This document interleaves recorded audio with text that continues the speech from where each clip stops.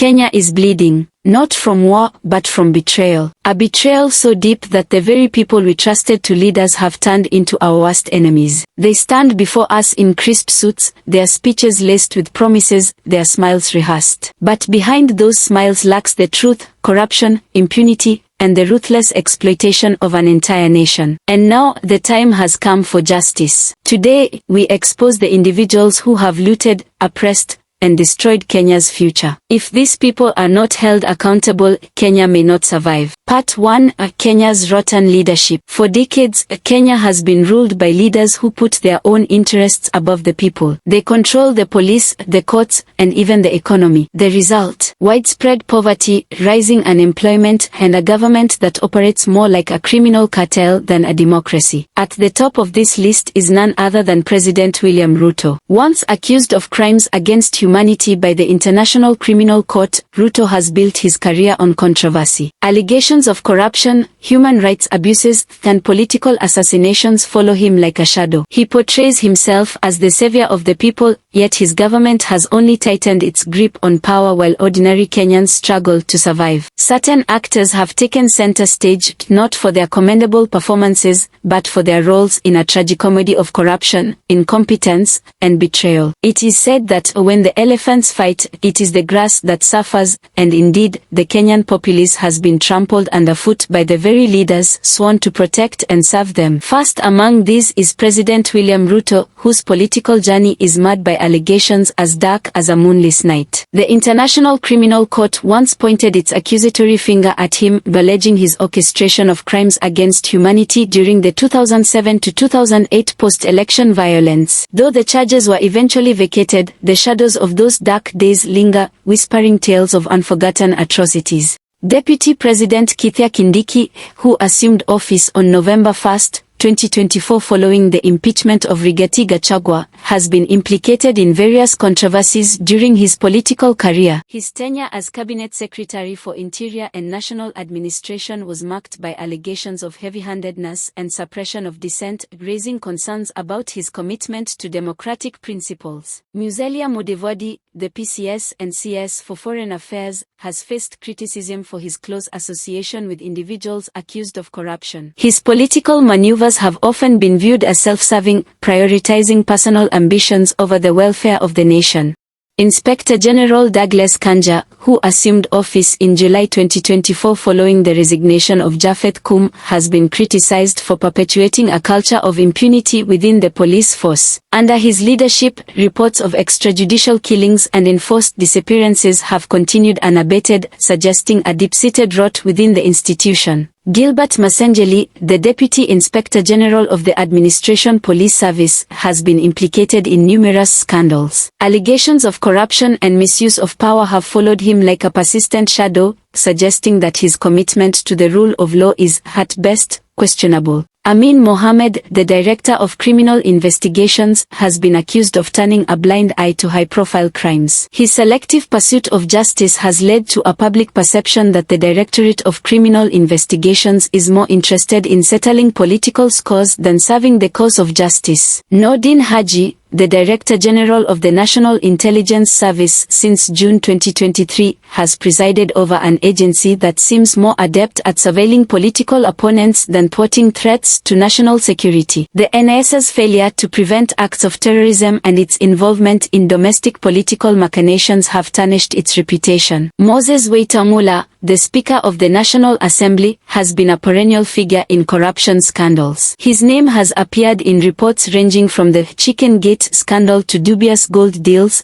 painting a picture of a leader more interested in personal enrichment than public service. Amason Kingi, the Speaker of the Senate, has faced allegations of misappropriating county funds during his tenure as governor of Kilifi. The ghosts of vanished public monies haunt his political career, raising questions about his commitment to fiscal responsibility. Farah Maalim, the Deputy Speaker of the National Assembly, has stirred controversy with inflammatory rhetoric that dismisses the rights of the youth, a reckless display that endangers the democratic values he is meant to uphold. Former Inspector General Japheth Koom's tenure was marked by a series of unfortunate events that left Kenyans questioning the very essence of their safety. The mysterious murder of ICT manager Chris Msando in 2017, the case that remains unsolved, casts a long shadow over his legacy. The failure to bring perpetrators to justice speaks volumes about the inefficacy, or perhaps complicity, of those at the helm. Former U.S. Ambassador Meg Whitman, though a diplomat, is not without blemish. Her perceived interference in Kenya's internal affairs and cozy relationships with questionable characters have led to suspicions about her true intentions during her tenure. Part 2: The Call for Justice. In the words of an African proverb, a fish rots from the head down. The malfeasance of these 12 individuals has set a precedent that trickles down, corroding the very fabric of Kenyan society. Their actions, or inactions, have sown seeds of distrust, division, and despair among the populace. Justice is a blind lady, but in Kenya, it seems she has been peeking beneath her blindfold, favoring the powerful and punishing the powerless. The scales have been tipped, not by the weight of evidence, but by the weight of influence and ill-gotten wealth. The time has come to recalibrate these scales. To restore faith in our institutions, we must hold these individuals accountable. Let the law be a lion, mighty and just, that does not cower before the hyenas of corruption and impunity. Incarcerating these 12 is not just about punishment, it's about setting a precedent. It's about declaring that no one is above the law, that the people's trust is sacred, and that betrayal of this trust is the gravest sin. The road to justice is long and winding, but as another proverb reminds us, however long the night, the dawn will break. Let us hasten the coming of that dawn by demanding accountability, transparency, and integrity from those who lead us. The imprisonment of these 12 individuals is not a call for vengeance but a plea for justice. It is a clarion call to cleanse our nation of the pestilence of corruption and pave the way for a brighter, more equitable future. For as the wise say, the child who is not embraced by the village will burn it down to feel its warmth. If we do not hold these leaders accountable, the anger and frustration of a betrayed nation will eventually manifest in ways too painful to contemplate. The suffering of the common citizen, the frustration of the entrepreneur, the despair of the unemployed youth, these are all the symptoms of a nation that has allowed impunity to thrive unchecked. We must not be deceived by their well-rehearsed speeches or their insincere displays of humility. The law is clear.